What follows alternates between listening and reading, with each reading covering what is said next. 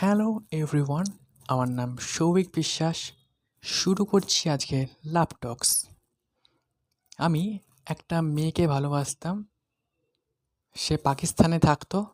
সে পাকিস্তানের মেয়ে। ওর সাথে একটা হোয়াটসঅ্যাপ গ্রুপে আলাপ হয়েছিল। ওর সাথে সবসময় কথা বলতাম, সবসময় মনের যে কোনো কথা শেয়ার করতাম। ও আমাকে তার মনের সব কথা শেয়ার করতো। এভাবে হোয়াটসঅ্যাপে সেই পাকিস্তানের মেয়েটার সাথে আলাপ হয়েছিল। সে আমাকে তার ফটোও পাঠিয়েছিল। আমিও আমাকে আমরা আমার ফটো পাঠিয়েছিলাম। এইভাবে সবসময় তার সাথে কথা বলতাম। সে আমাকে নানা রকম মোটিভেশনও দিত, নানাভাবে সে হেল্প করতো। সে ডক্টর ছিল, তাই আমার কোনো সমস্যা হলেই তাকে বলতাম আর সে সেটা সলিউশন দিত। সে আমাকে ওষুধ লিখে দিত। এমনকি আমার মায়ের কিছু হলে মায়ের প্রেসক্রিপশন তাকে পাঠিয়ে দিতাম। সে প্রেসক্রিপশন দেখে সমস্যাটা সম্পর্কে বলতো। সে ওষুধ লিখে দিত এবং সে ওষুধ আমাকে কিনে খেতে বলতো। যখনই কোনো দরকার হতো তাকে সমস্যার কথা বলতাম আর সে আমাকে ওষুধের নাম পাঠিয়ে দিত। এভাবে সে আমাকে অনেক সাহায্য করেছে লাইফে।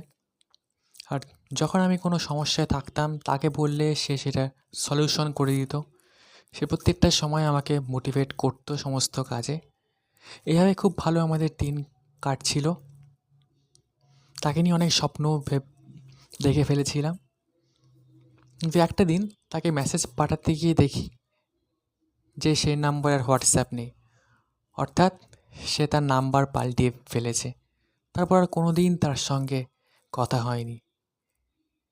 সে এখন কেমন আছে, কী করছে কিচ্ছু জানি না। তার সাথে আর কোনো দিন সংযোগ স্থাপন করতে পারিনি।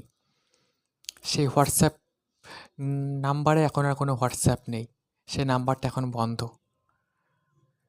তাই তার সঙ্গে আর জীবনে কখনো দেখা হয়নি। জানি না কোনো দিন তার সঙ্গে আর দেখা হবে কি না, কিন্তু আমি সারা জীবন তার অপেক্ষায় থাকবো। জীবনে কোনো দিন যদি তার সঙ্গে দেখা হয়, সেই দিনের অপেক্ষায় আমি থাকবো। আমি আশা করি একদিন না একদিন ঠিক পৃথিবীর যে কোনো প্রান্তে তার সঙ্গে দেখা হবে। Thank you.